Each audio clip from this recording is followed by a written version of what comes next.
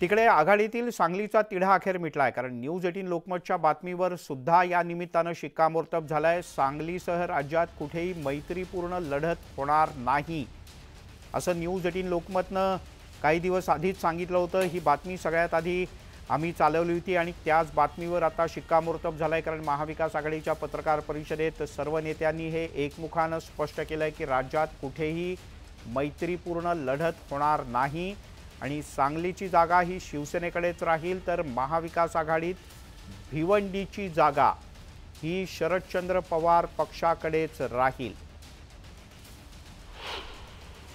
दयानंद चोरगे आपल्यासोबत जोडले गेलेत, भिवंडी काँग्रेसचे नेते। दयानंदजी, काय आता तुमची नेमकी भूमिका असणार?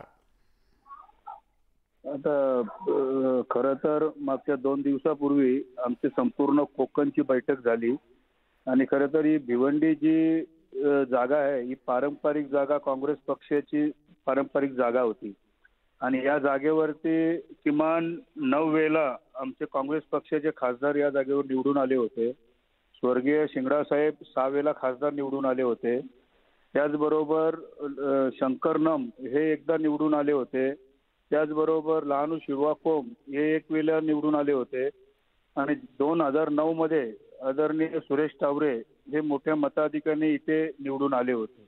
आणि ही जी जागा आहे ही काँग्रेस पक्षाची पारंपरिक जागा असताना सुद्धा राष्ट्रवादीने का हट्टपण केला हेच काही आम्हाला समजत नाही। पण खरं तर सांगलीमध्ये ज्या अर्थाने शिवसेनेने ही जी जागा घेतली, जाहीर केली, ती जाहीर करत असताना सांगलीमध्ये शिवसेनेकडे एकही लोकप्रतिनिधी स्थानिक स्वराज्य संस्थेचा नाही।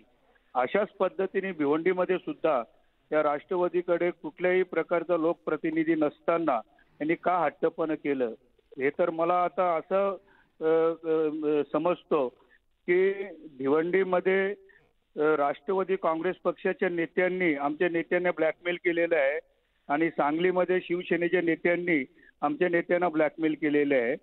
असा दृष्टिकोन खरं तर आम्हाला इथे बघायला मिळत आहे। तर राहिला प्रश्न जेव्हा तुम्ही विचारलं की आता ही तुमची पुढची भूमिका काय, तर पुढची भूमिका अशी असेल की मागच्या 3 दिवसापूर्वी आमचे कोकण पट्ट्यातील सर्व जिल्हाध्यक्ष, सर्व तालुका अध्यक्ष, सर्व माजी आमदार, माजी खासदार, माजी आमदार, आमचे लोकप्रतिनिधी हे सर्व एकत्र आम्ही जमले होतो आणि कोकणमध्ये जर काँग्रेस पक्षाचं चिन्ह जर गायब करत असतील आणि काँग्रेस पक्षाचं जर कुठचं अस्तित्व जर दिसत नसेल तर काँग्रेसचे सर्व कार्यकर्त्यांनी सांगितलेले आहे की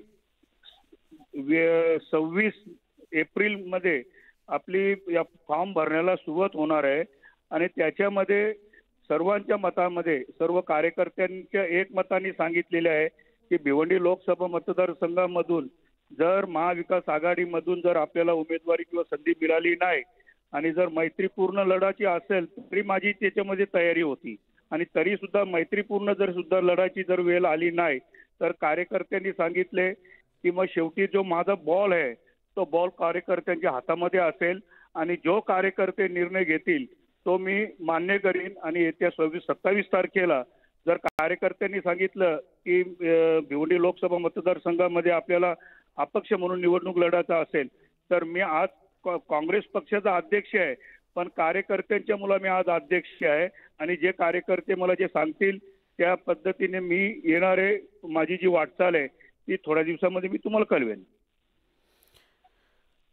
दयानंदजी, तुर्तास धन्यवाद तुम्ही न्यूज 18 लोकमतशी बोलल्याबद्दल। भिवंडी काँग्रेसचे अध्यक्ष दयानंद चोरगे ज्यांनी निवडणूक लढण्याची तयारी केली होती, इथून काँग्रेसनं दावा केला होता। याच भिवंडीमधून राहुल गांधी यांची भारत जोडो न्याय यात्रा गेली होती आणि म्हणूनच काँग्रेसचा असा दावा होता की परंपरागत काँग्रेसची असलेली ही जागा काँग्रेसलाच मिळाली पाहिजे, पण ती आता राष्ट्रवादी काँग्रेसला मिळाली। कार्यकर्त्यांनी आग्रह धरला तर वेळ पडल्यानंतर मी अपक्ष म्हणून निवडणूक लढवेन अशी भूमिका भिवंडीच्या काँग्रेसच्या शहराध्यक्षांनी घेतलेली आहे।